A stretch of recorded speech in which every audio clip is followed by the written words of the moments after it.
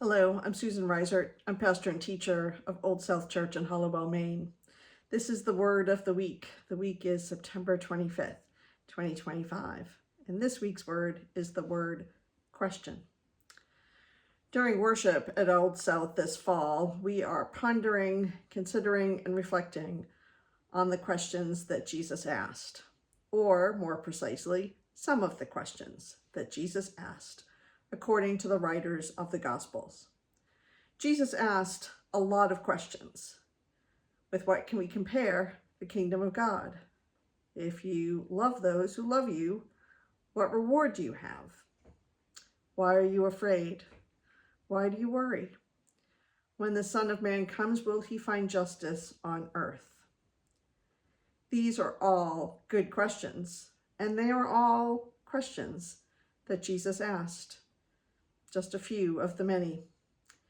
In spending some time with some of the questions that Jesus asked, we ought to begin with asking a few questions of ourselves.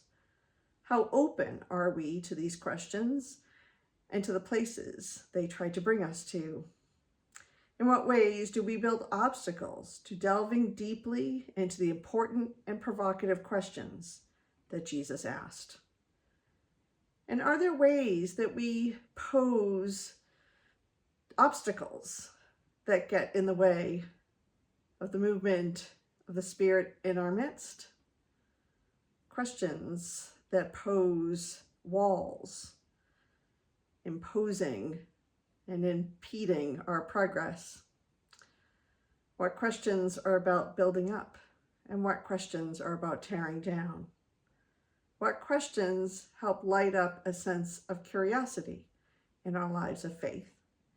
And what questions are we eager to bury into the pile of, I'll get to that later. Questions. They are important to our lives of faith and significant to our faith development throughout our entire lives. In the coming weeks, I encourage you to continue to watch for the weekly word, which will be connected to the question of the week. This week, consider your questions, those questions that live in your heart, the questions that feed your faith, as well as those questions that get in the way of experiencing God's love for each and for all. If you found this message to be meaningful, helpful, please consider sharing it. I'll see you next week.